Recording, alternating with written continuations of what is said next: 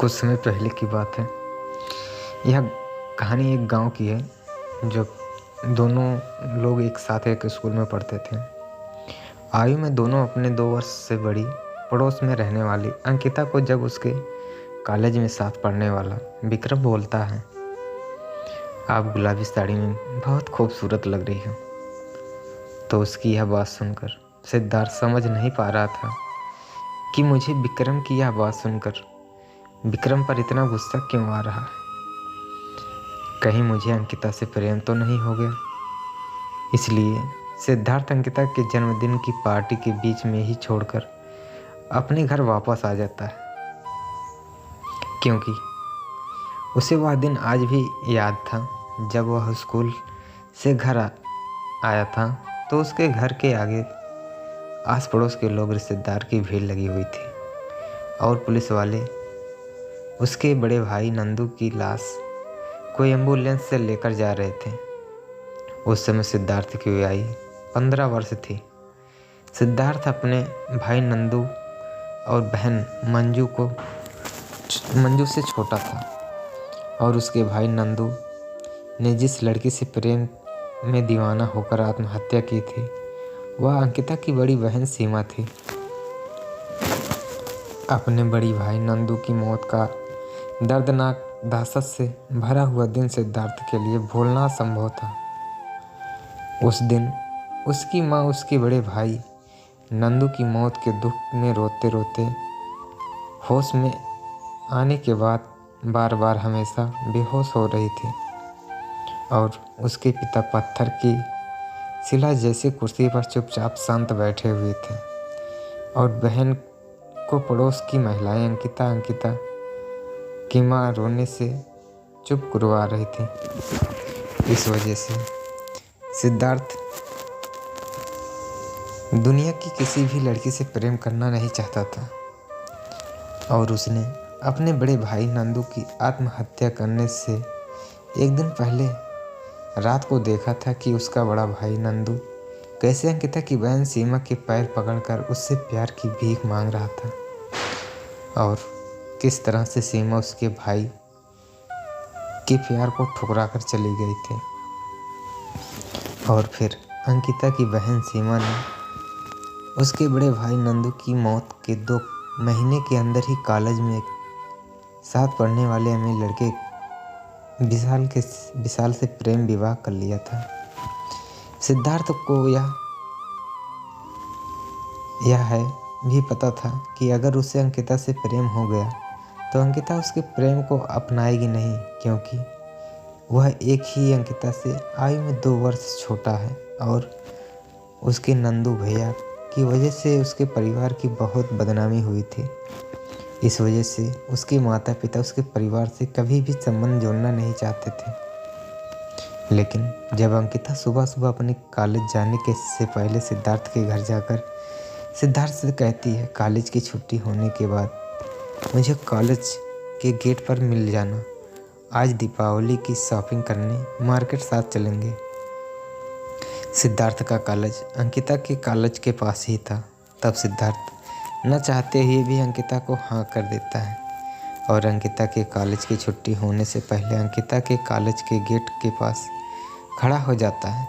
लेकिन जब अंकिता सिद्धार्थ को यह कहकर कि संडे को दीपावली की शॉपिंग करने के साथ चलेंगे, आज मैं विक्रम के साथ उसकी बहन से मिलने जा रहा हूँ, विक्रम के साथ चली जाती है, तो उस समय सिद्धार्थ को अंकिता पर बहुत गुस्सा आ जाता है, क्योंकि उसे पता था कि विक्रम की एक ही बहन है और वह भी शादी के बाद विदेश में रहती है। उस समय अंकिता उसे अपनी दोस्त नहीं, अपनी जान की दुश्मन नज़र आती है और वह उस समय अच्छी तरह समझ जाता है कि अंकिता से नज़दीकियाँ उसकी जीवन और उसके परिवार के बर्बाद कर देगी, क्योंकि मैं अंकिता के प्रेम में जाल में फंसता जा रहा हूँ और शायद अंकिता विक्रम से प्रेम करती है। लेकिन जब अंकिता शाम को उसकी बड़ी बहन मंजू से मिलने उसके घर आती है तो सिद्धार्थ अंकिता से बात करने से अपने आप को रोक नहीं पाता और खुद ही अंकिता से कहता है संडे को दीपावली की शॉपिंग करने साथ चलोगी ना? और उसी रात सोने से पहले अपने मन में फिर फैसला लेता है, चाहे कुछ भी हो जाए, मैं संडे को अंकिता के साथ दीपावली की शॉपिंग करने नहीं जाऊंगा। लेकिन सिद्धार्थ को यह भी महसूस हो रहा था कि अंकिता से दूरियां बढ़ाना मुश्किल का काम है। और जब शनिवार की शाम उसके पिता ऑफिस से आकर सिद्धार्थ और उसकी माँ से कहते हैं, कल मंजू को देखने लड़के वाले आ रहे हैं। उसका सरकारी बैंक में उच्च पद पर नियुक्ति है और ख़ानदान भी बहुत अच्छा है, इसलिए मैं तुम दोनों माँ बेटों को समझा रहा हूँ। उसकी खातिरदारी इज्जत में कोई कमी नहीं रहनी चाहिए। अपनी बड़ी बहन मंजू के लिए अच्छे लड़के का रिश्ता आने से सिद्धार्थ खुश था और साथ साथ वह इस बात से भी बहुत खुश था कि अब उसे संडे को अंकिता के साथ दीपावली की शॉपिंग करने जाना नहीं पड़ेगा। और कुछ देर बाद जब अंकिता सिद्धार्थ को फ़ोन करके कहती है, कल करवा चौथ है, माँ कह रही है कि कल घर पर ही रहना और अभी दीपावली आने में भी समय है, इसलिए हम किसी और दिन दीपावली की शॉपिंग करने साथ चलेंगे। तो सिद्धार्थ और खुश होने की वजह से बुरा लगता है। अंकिता के साथ अकेले बाजार घूमने का मौका हाथ से निकल गया और जब अंकिता को पता चलता है कि उसकी सबसे अच्छी सहेली सिद्धार्थ की बहन मंजू को लड़के वाले देखने आ रहे हैं, तो वह भी सिद्धार्थ के घर आकर सिद्धार्थ की माँ के साथ लड़के वालों की खातिरदारी की तैयारी में जुट जाती है और अपने हाथों से मूंग दाल की कचौरी, समोसे, रबड़ी इत्यादि पकवान बनाने लगती है और मंजू को सजने संवरने में बहुत मदद करती है। मंजू को देखने वाले मेहमानों के ना जाने के बाद अंकिता आसपास की सभी सुहागन महिलाओं को करवा चौथ की व्रत कथा पढ़कर सुनाती है। और जब रात को करवा चौथ का व्रत कथा रखकर सारी महिलाएं सजती संवरती हैं, तो अंकिता भी सुहागनों जैसी सज संवर के सिद्धार्थ का हाथ पकड़कर उसे चंद्रमा निकला या नहीं देखने के लिए उसके घर की छत पर लेकर जाती है।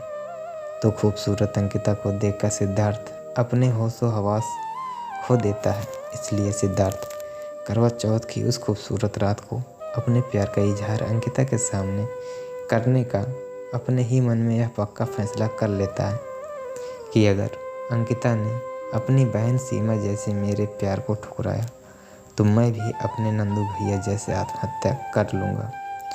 शर्मीले सीधे सीधे सिद्धार्थ का यह फैसला बिल्कुल भी सही नहीं था, क्योंकि खूबसूरत चंचल अंकिता के मन में उसके परिवार के लिए क्या है, थोड़ा सा भी महसूस किए बिना उसने अपने जीवन को खत्म करने का फैसला कर लिया था। सिद्धार्थ खुद नहीं समझ पा रहा था कि अंकिता के प्यार में इतना पागल कैसे हो जाता है कि मैं अंकिता के दिल की बात जाने बिना उससे अपने प्रेम का इजहार करने के लिए बेकरार हो रहा हूँ। किंतु सिद्धार्थ भी अपने पर नियंत्रण नहीं कर पा रहा था। उसको भी उतनी बेचैनी ही बढ़ रही थी कि मैं जल्दी से अंकिता से कहूँ कि मैं तुमसे बेइंतहा मोहब्बत करता हूँ और अगर आप मुझे नहीं मिली तो मैं अपनी जान दे दूँगा। तो दोस्तों, क्या लग रहा है कि आप सभी को अंकिता का प्यार सिद्धार्थ को मिल पाता है कि नहीं, या अंकिता के प्यार में सिद्धार्थ अपनी भी जीवन अपने भाई की तरह आत्महत्या कर देता है। तो बने रहिए दोस्तों इस वीडियो में, हम आपको दूसरा पार्ट जल्द ही आपके सामने पेश करेंगे। कमेंट में अपना विचार ज़रूर लिखना और वीडियो को शेयर करते रहना, चैनल को सब्सक्राइब ज़रूर कर लेना।